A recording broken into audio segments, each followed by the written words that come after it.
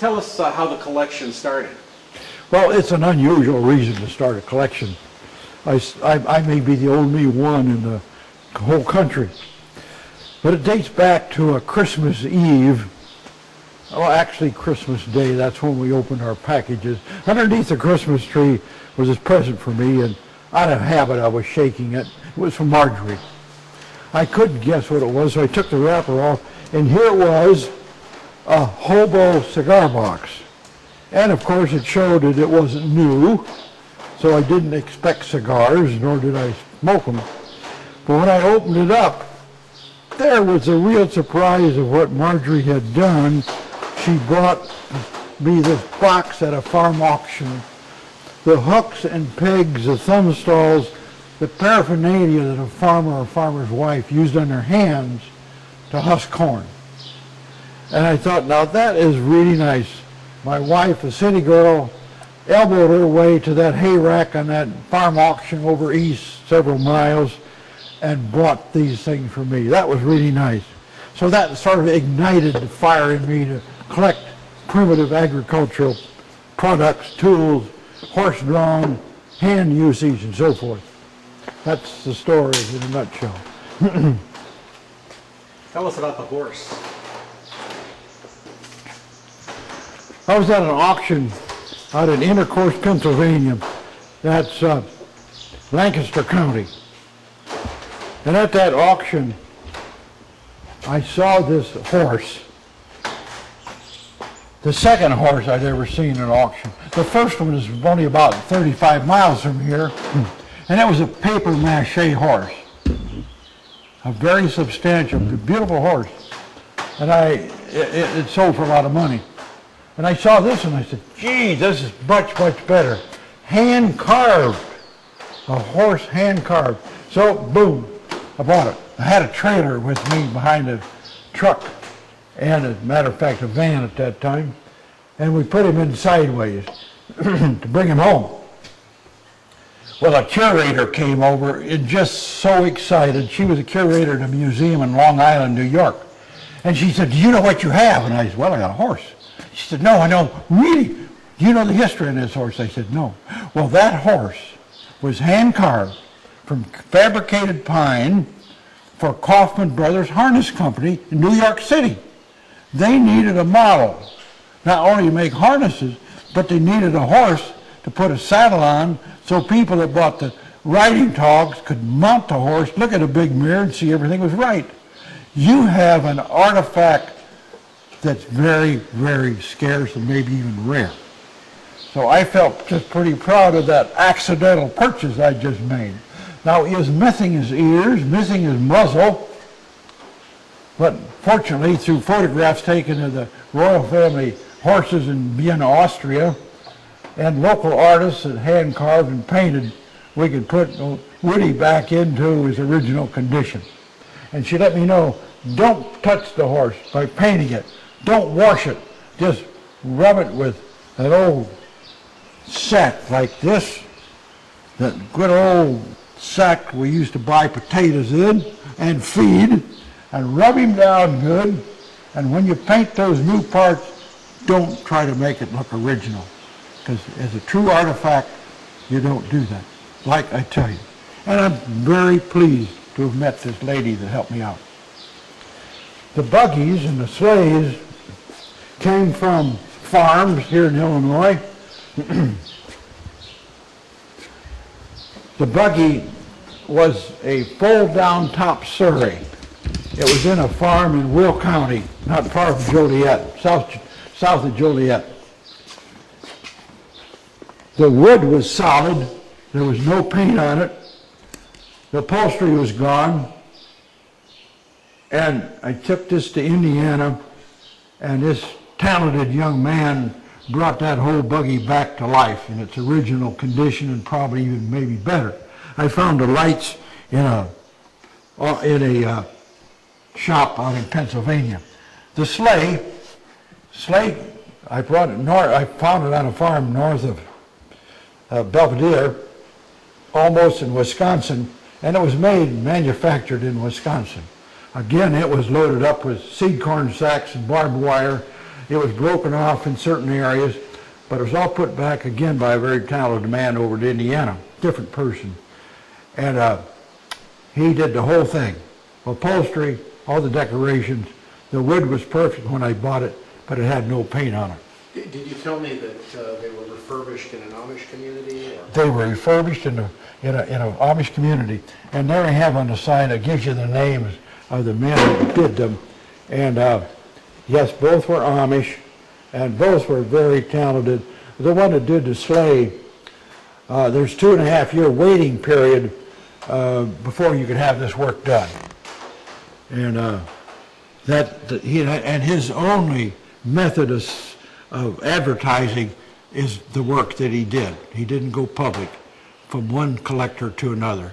There's the man to go to. Show us this letter that you have over here that you have on display.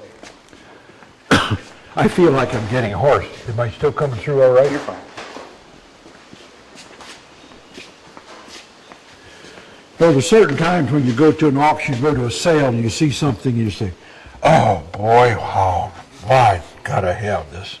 This letter, a replica of a letter from the White House, Washington, D.C., dated November 21st, 1864. And it was to a Mrs. Brixby, Boston, Massachusetts. Dear Madam, and from his heartfelt mourning for her 5 sons who died in a battle in a Civil War, Abraham Lincoln sent his very deepest sympathy to this mother as they died in battle trying to help save the nation.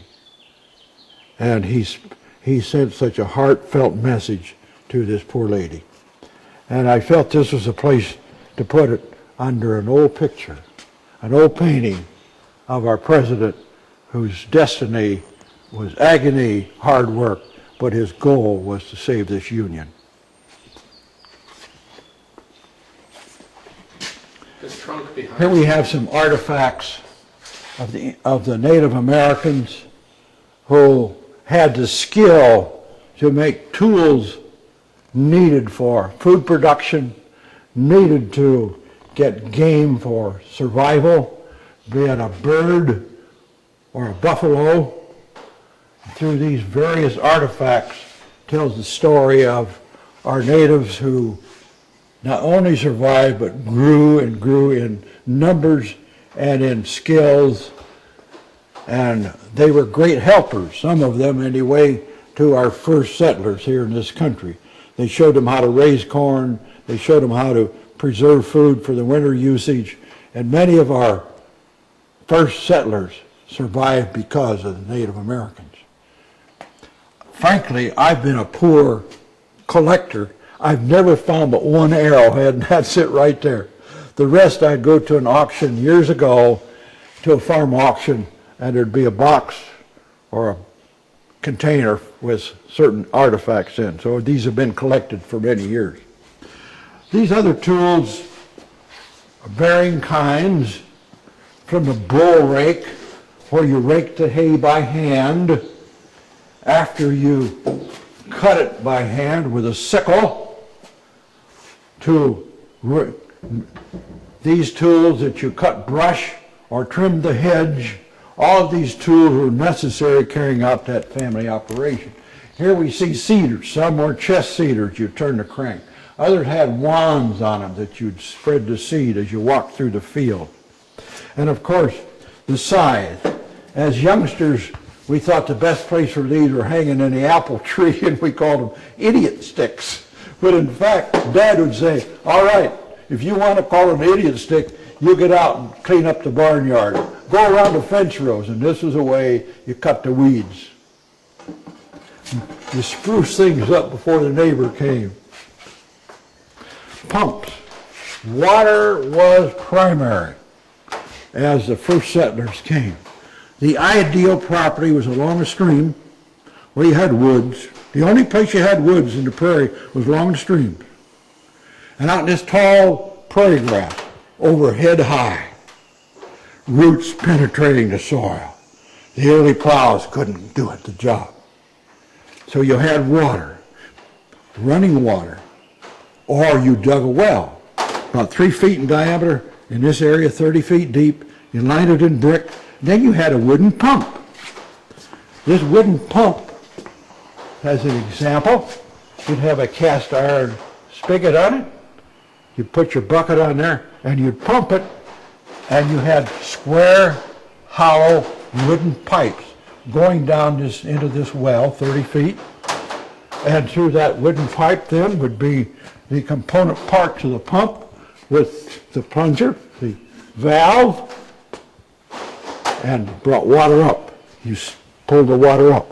Also have all the mechanisms you need to make these hollow wooden pipes right here with the cutters. You go through with a small one and enlarge with each additional cut.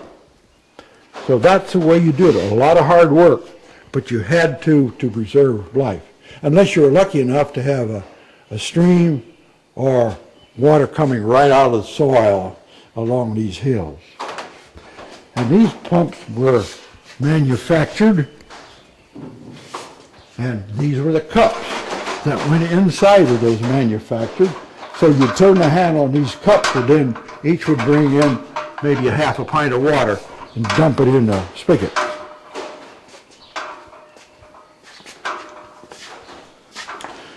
This is in the cleaning of the washing machine area. The first ones, of course, were wooden scrub boards. Remember now, our first settlers had the tools, and the only way they could create something is with wood, because that's the only raw material they had, except those rocks. But they didn't have the skills as the Indians did. So here's a wooden rub board that had been, scrub board been used many times. You can see how it's worn. And this would be purchased in a store. But we had some neighbors over here about 2 miles to the north called the Hubbard family, and the Hubbard family had a sawmill. And they had the entrepreneurship of saying, beyond these rough boards that we're making, beyond these sawing these logs, let's make something when we can't be sawing lumber. And he came up with this idea of a scrub board. Innovative, just simple. Each of these rollers turns. One has left-hand threads, one had right-hand threads. And I can just see them at the Bureau County Fair. Look at here, ladies and gentlemen. Ladies, you come right up here. You gentlemen go. Why, you don't need to look, because you're not going to use them anyway. Come on, mother. Come on, ladies. Come on. And you children, you come too. You need to see what this really is. This is called the Mother Hubbard Washboard. And it's different than any you've ever seen before. It's innovative. You can take your finest clothing and safely clean it with all that dirt. Just gently rub it right out. And it's not going to skin your knuckles. You can just rub it, and you use the left side, right side, the middle, and clean those clothes so nicely. And we make it in 3 sizes, the big, medium, and small size. Priced at 30 cents, 20 cents, and 15 cents. Ladies, who wants to be first? And get one of each size. No matter what you're cleaning, you got the right Mother Hubbard washboard. There, how about that? Have you been to the fair lately? They're still selling things, but they're not washboards. They're Tinker Toys made in China. All right. These are the kinds of washing machines made different places. This one, though, is a Churn, made in New York. And here's the way you take the buttermilk out of a churn. You put the butter in there that's been churned and run that roller back and forth, and the water and the buttermilk just comes right down the bottom. How many of you like buttermilk? I bet you half of you like buttermilk. Oh, you know, we didn't all have pasteurized milk in the olden days. Margie, as young as we are, Margie pasteurized our cow's milk for our children as they're growing up, starting back in 1947. Here's the instructions. You take that in there and run water through it as you're heating the milk and pasteurizing it for your own family. Here's another old churn. Now this is one of the earliest churns that I have, and this was studied and researched by a young lady studying this profession, being a curator out in the east, in Delaware. That's a really old one. And a separator. I remember as a boy, you'd bring the milk in from the cows in the basement, you'd separate the cream from the milk, you'd sell the cream, and you'd feed the skim milk to the chickens and the pigs.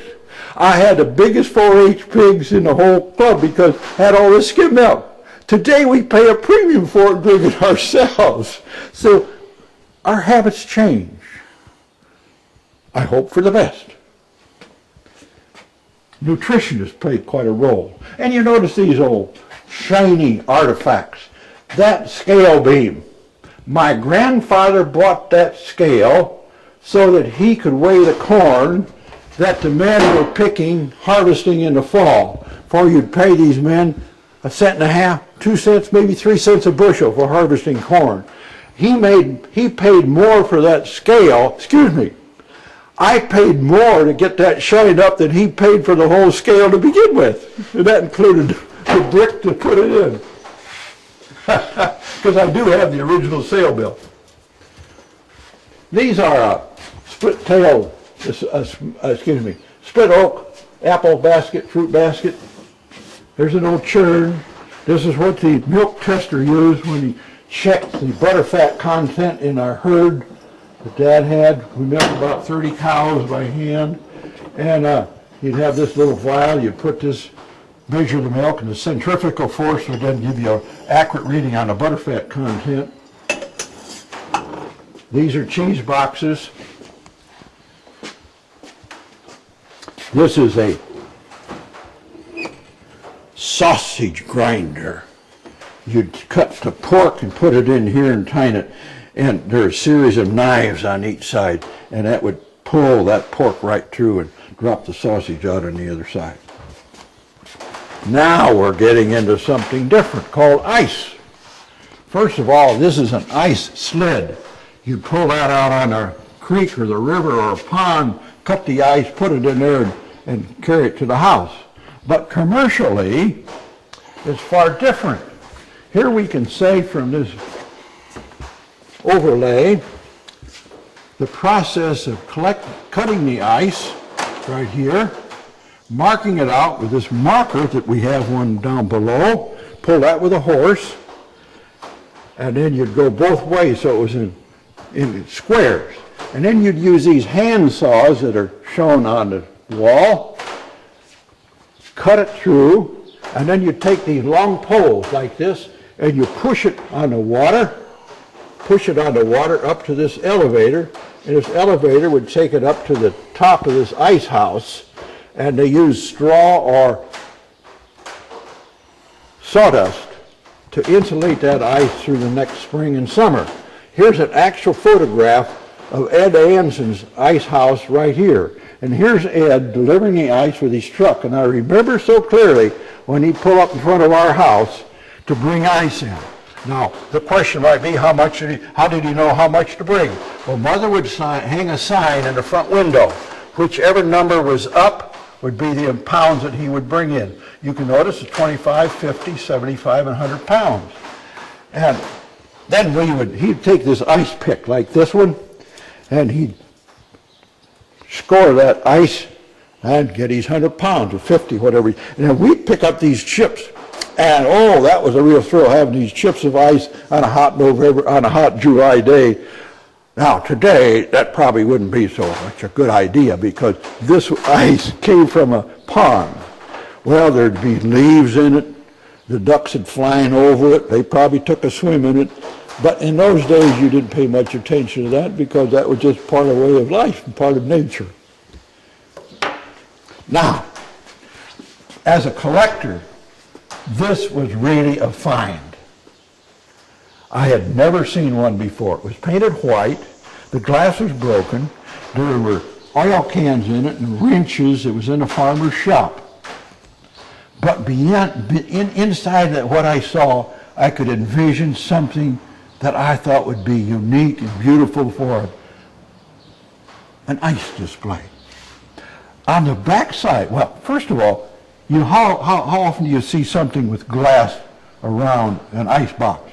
Only time I've ever seen it. And on the back of it was a real message. It says right here, fresh, ice-cooled Loney's chocolates. Holy mackerel. This was made to put into a shop on Main Street to merchandise chocolates. So it was ice-cooled.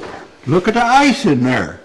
Now, have to be real honest with you, it's not real ice, but that resembles the ice cake that would be in there. So this helps to show how things were done years ago, and you could just open up and see. Now, we have some things here that are artifacts. This looks like a real ice cream sundae. Well, it's man-made out of plastic, but it sure looks good enough to eat. Matter of fact, one of my friends still got his spoon mark in it. And here's the Lonely chocolate bar right there at the bottom. And there's some handmade fudge, but it's been there for a couple of weeks. Other tools on the farm. Here we can go to hog oilers. Look at those beautiful pieces of equipment. Only one of these that I'm acquainted with is painted its original color. And that's this one right here. The others, I wasn't sure what the colors were. Some of them are red, white, and blue. One of them shows an ear of corn. And of course, that was never that way when it was made. But I thought it would add just a little special emphasis on the fact that this was a hog oiler. Plus the fact I'd seen one other collector that had one like this, so I'll have to say I copied his idea. What's a hog oiler? A hog would get lice or mange, both of which lived from the animal, took the blood from the animal. It's a parasite. And so farmers needed something to control the parasites, and they manufactured maybe 140 different profiles of hog oilers. These are just a few of the many. Put the crankcase used hog oil out of an internal combustion engine, put it in these units, and as the hog rubbed on it, it turned and brought up more oil. Today, of course, we use different kinds of different kinds of sprays. But you know, really with confinement today, once you get rid of the lice and mange, it's not going to come back. So you don't have to do that anymore through the modern methods of pork production. The old days, raising them out in the field, one hog passed it on to the next one. Some little World War I collection here. The old helmet. And here was my hero when I was in high school, Alvin York, Sergeant Alvin York, who single-handedly, during World War I, with his pistol and his rifle, captured something like 132 enemy, all by himself. He killed 25. This was on a particular October day, the 8th of October, 1918. Alvin York grew up in Tennessee. His dad showed him how to hunt, and the skills that he learned, helping to sustain a family by bringing in food from animals, birds, helped him become the #1 hero in World War I. He didn't want to go. He didn't want to shoot anybody. And he spent a full day, a full night, and another full day in the mountains of Tennessee with his Bible. And he came back down, he said, "Mother, I'm okay now. I'm ready to go. The Lord said to go and do my duty, and I'll return." He did all this and didn't receive even one wound. A firm believer. Look at here. Look at here. We've read in our history books how we used to use hand instruments to harvest grain. Very hard work, time-consuming, little production. And we've read in the books about McCormick. Cyrus McCormick invented a reaper in 1843, out in Steeleville, Virginia. That company, by his name, produced a reaper for 100 years. So from that time until 1943, they built the reaper. This is about 108 years old. And it works. We've used it. It's a miracle. Instead of a scythe, instead of a hand instrument, you're using horsepower. The Industrial Revolution brought great productivity to American farmers, the most efficient farmers in the whole world. One man and a team of horses could harvest 5 acres, maybe 10 acres. 2 other people would have to tie the bundles with straw, put them in shocks. Then you'd come by later, pick up the shocks and run through a threshing machine. Here is called a groundhog threshing machine. That was made in 1850. Man's first attempt to mechanize the separation of the grain from the straw. And it was pulled by a horse treadle. This horse treadle would cause that machine to rotate right here. And that separation was from this cylinder with teeth on it. And here were fixed teeth. And that cylinder would go through and separate the grain and throw it out on this table that was vibrating back and forth to separate the grain and chaff from the straw. And the straw would go on. Miracle! The first time we used this was 1988. In 1998. In 1999, Margie and I went to Tibet. Tibet, way through the other side of China, Tibet. They can produce one kind of grain, barley. We stopped in this little village, saw some dust flying. I went back there and I saw a miracle. 6 women were separating the grain from the straw. 2 men were pitching the barley in. A groundhog threshing machine, we hadn't used one for 120 years in this country, and that was their main supply in another part of the world. I almost fainted. You had mentioned the trip to Tibet and a trade Mission? delegation or a mission? No, it wasn't. That's one of the few trips that Margie and I went on in all our life that was an organized tour. And we had read about, I'd been to China on a mission in 78. See, this is 20 years later. And I knew that they were building this dam in the Yangtze River, the largest generation dam in the world. And that Yangtze had so much character about it. We'd seen pictures and so forth. So we wanted to go to China and then take the boat and go up that Yangtze River and see it, and then fly to Tibet. Tibet. A nation of mountain people, 90% were farmers. And about 30 years ago, the Chinese went in. They called it to liberate the Tibetans. They murdered over 1 million people. And they're still under very close surveillance. We saw them use the yak as their main source of power. The yak to pull the plow. It was like, pretty much the yak is like the buffalo to early American, Native Americans, except they used it for power and for food and for clothing. And we saw them in a condition of being prisoners to the Chinese, prisoners that they were watched everything that they did. It was called a friendly takeover.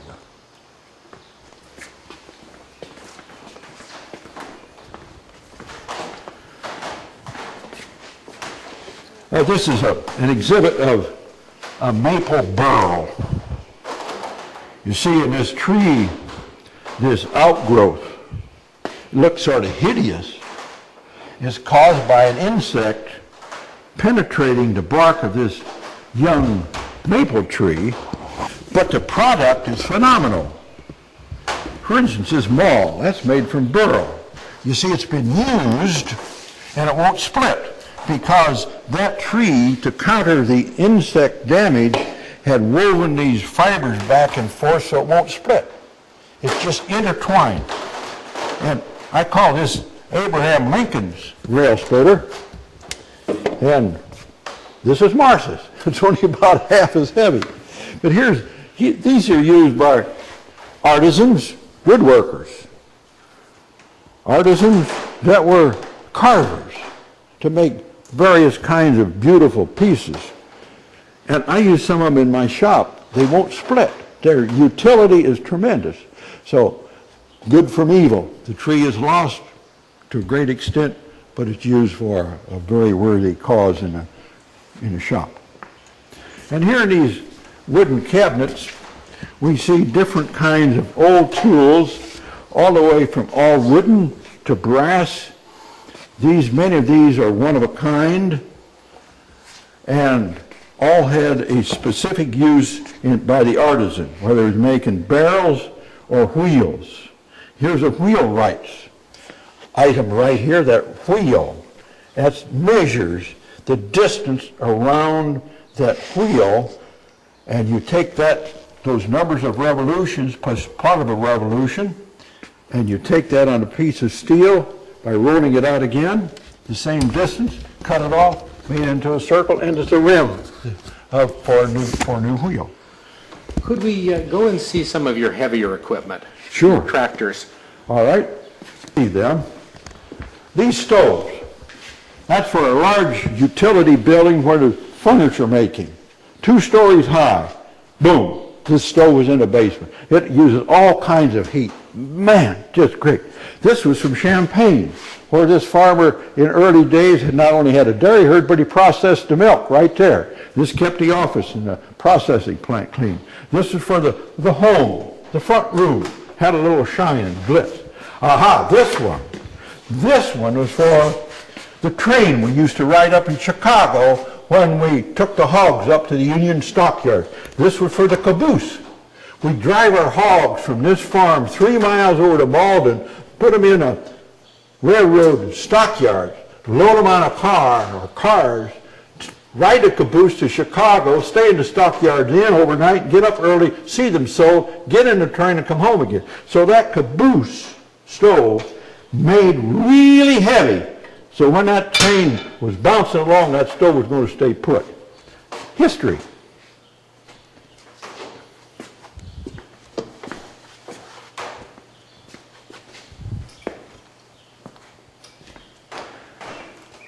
We're going to go to the other.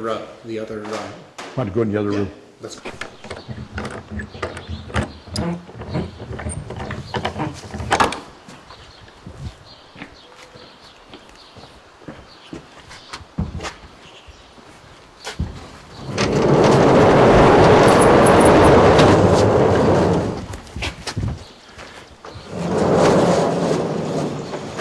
Now, we just will get these others while we're at it.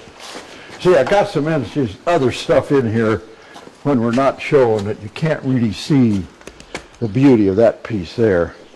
We can change that if you want to, but there's no horsehair either as far as that's concerned. See, there's a piece there that's 106 years old, magnificent, all original condition. And that works like a sewing machine.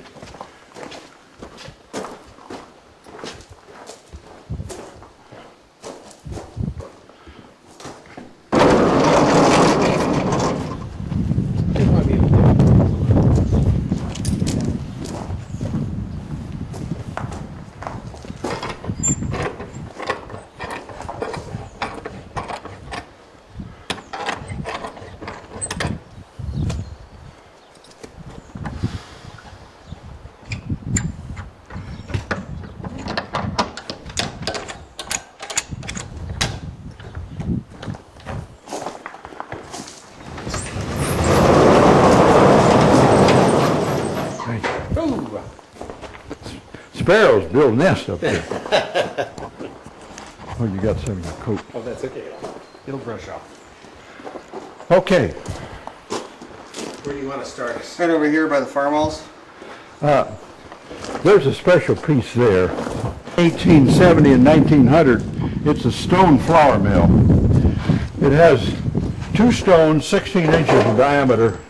One is fixed, the other is movable, and you move it according to the fineness of the grain. So you can grind flour or cornmeal. And this is made in North Carolina. And we demonstrate that. We'll use this 1933 International F12, belt it up.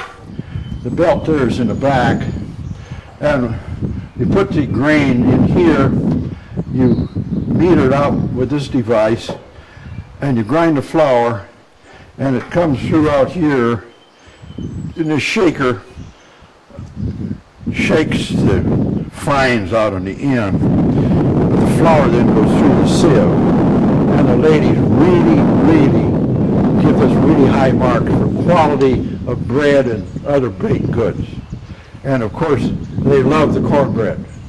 They say the cornmeal that you buy at the store has a far different flavor. This is just superior. And we carefully use the corn that we have in these big bins. It went through the combine. It's dried through air, mainly, in these bins. And its quality is excellent. And we run it through the cleaner over here that you may have seen. And that takes out a piece of a corn cob or something like that. So ladies really do enjoy this. So we give it to them to take home. And of course, with the current price of flour in the store, they just think it's a good place to get some flour. This is a 1933 F12, and that was the second year International Harvester made this particular one. And they used Waukesha engines. In 1934, they made their own engines. This one came from West Virginia. I bought it from an auction about 15 miles from here. This is a Farmall 450. I had one just like this one when I was farming, and I wanted to utilize our labor a little more efficiently, so I got a John Deere G, cut it off in front of the engine, put a hitch on it, mounted on the drawbar of the 450, and pulled a 7-bottom plow. So one man kept you busy on the ends doing all the hydraulics and so forth, but I had one man, Leroy, he and I would take turns trying to keep that going most of the 24 hours of the day to get all the field work done. And then we could hook that same unit up to a very wide disc to prepare the seed bed. Some of the other tractors are different colors, from John Deere to International, one Minneapolis, one Massey Harris. But there's only one of them really that I bought new, and that's that liquid petroleum LP tractor. Bought that in 1956, so it's 52 years old. I've never had a wrench on that engine, except to adjust the valves. With petroleum product, it's clean burning. So you can pull the dipstick out today and that oil is just as clean as when it was put in there. And it's been in there for quite a little while. As an active tractor, the only time you would change oil was spring and fall for the viscosity. So when it came out with liquid petroleum, it was really great for cars and tractors. For we had a tank in the trunk of our car, and there's a little switch underneath the steering wheel, on the shaft of the steering wheel, and you'd have LP and gasoline both. If you'd run out going down the road, you just flip the switch when you ran out of gas and put it on LP, or vice versa. And it's really a great way to do it. But of course there's some inconveniences, but nonetheless we did it that way. The John Deeres, of course, are real collector's items today, and I'd say probably Max Armstrong has done more to increase the value of these red tractors, because Max has quite a following. He's a little bit like Arnie Palmer. Arnie's Armour, now Max has a following too. The collectors, the farm collectors, like those red tractors. Not quite as good as the 2-cylinders ones, but it's coming up pretty fast. They're called the International M. We're pleased to have this, quote, attachment. This was the RJ Manufacturing Company. They made automation for digging post holes. It really isn't all automatic, but it certainly is a lot better than digging them by hand. And they were made right here in Princeton, Illinois. Roger Piper got this machine, mounted it, painted it up, and I talked to Roger's son, Jerry. I said, Jerry, I wish your dad were here. I'm going to have this down to Beef Days in Princeton. I wish he could see it. Harold, he is here. He's back from Florida, and I'll bring him down. We had 2 hours of the greatest visit. Here was a farmer that turned an inventor.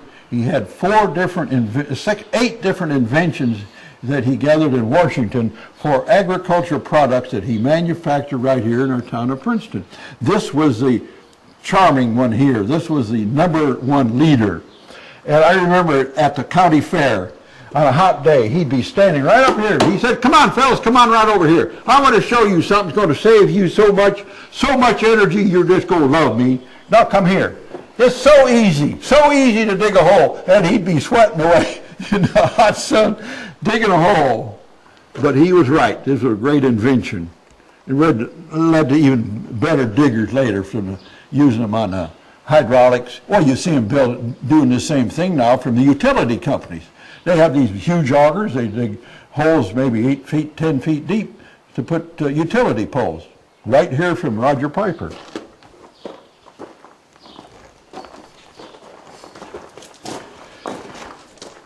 Now that tractor that's there, that's probably 1945 or 6 M.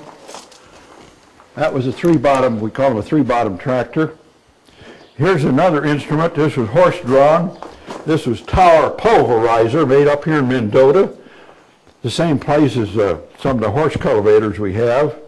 And this was a final action before the corn was planted. And pulled by 2 horses, and the operator would sit on this nice cushion, namely a 2x8, probably soft wood instead of hardwood, and you'd give it the final measure. Those knives would cut into the soil and level it, and it left a nice seed bed, as long as you had moisture, and as long as you hadn't plowed it too wet. So that was considered to be the ultimate in this area for seed bed preparations when you were planting corn with horses. The old hay loader. There you can see a picture of the hay loader in use. Pull this behind the hay rack. As a youngster, I'd be up front driving the horses. On the front of the rack, we'd have what we call a ladder, and I'd crawl up on the ladder to stay out of the way of the hay being put on the wagon and follow the windrow. You'd straddle a windrow with the horses and the wagon and pick this up and put it on the... It was a labor saver and speed up things. You have a lot of this stuff operational during your, when you invite people out. Yeah, we have all these tractors and everything's outside. What's your philosophy behind that, behind having operational equipment? I'm sorry? What's your philosophy for having operational equipment rather than just having people walk by and look at it?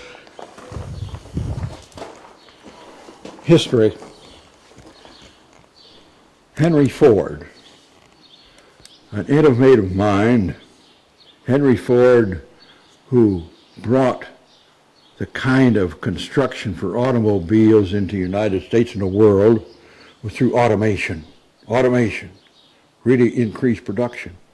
And he took some of this profit and he built a big museum. This museum had the tools of American industry, from agriculture to industrial. And his tools and his historic items in his agricultural museum, I just drool. Absolute, supreme, wonderful things. But one thing was missing. People would walk through and not wonder what it was. Compare that to a museum that Margie and I went to out in Virginia, or another one up here in Wisconsin, Eagle, Wisconsin. The Wisconsin Historical Society have about 750 acres, and they've brought buildings from all that state for the settlers. Some were Swedes, some were Germans, some were English, some were Irish, wherever they came from in Europe. There were a set of buildings, and the tools, and the people dressed in the day, the dress of the day, with a team of oxen or horses, and they would be producing using these animals and using these machines for their intended use as they used them originally. And in each case, Margie and I see the people with smiles and say, I'm coming back. Young people, old people, the correlation between those instruments and their usage. Sitting here in Henry Ford's case, they collected dust, and he had to dispose of a lot of these priceless things because they weren't being used. They were there for sight. For an old car, that's okay. For a farm machine, everyone knows what a car is for. But for an old farm machine, could not correlate. Have to use it. What kind of reaction do you get from people who come to your farm days here?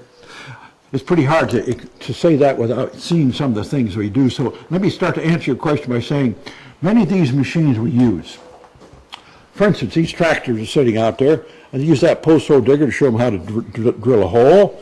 We use that grinder with that old tractor, that 1933 F12, and it'll be grinding corn, and they'll see how, or wheat, and they'll see how that product goes in, and they see it come out, and they see it here, and here's a sack. Whoa, that's the way you come up with flour, through that old system. It could have been a water wheel. In this case, it's power driven by an internal combustion engine. Or over here we'll see the horse grinding shell corn. Instead of a hand, see that horse walking in there, and there's a beautiful horse, and he's walking in there and shelling that corn. And here's 4 boys pitching the corn in. So they're involved in participating and see what's going on. And over there's a dog doing the laundry. Beautiful, big Bernese mountain dog, weighs 108 pounds. And here's a lady in a bonnet taking those old long-handled underwear out and rinsing them out and running them through the wringer. And they can see what farm wives used to do. They can see that farm dog was productive. Could be a horse, sheep, or goat.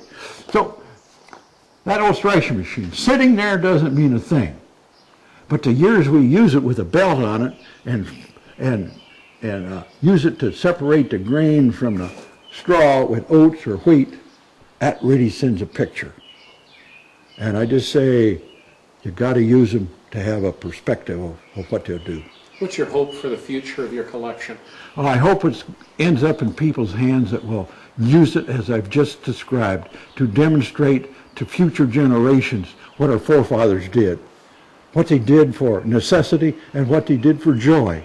The buggy, for instance, some of those things over there were for joy but also of necessity. With each succeeding generation, it'll be all the more important to bring that history into force. The same as we need to emphasize the importance of American history and civics to our students. The further you get away from the Constitution of 1776 and the war, the Revolutionary War, the further we get away, the harder you have to work at it in order to keep those facts in the minds of succeeding generations. Thank you.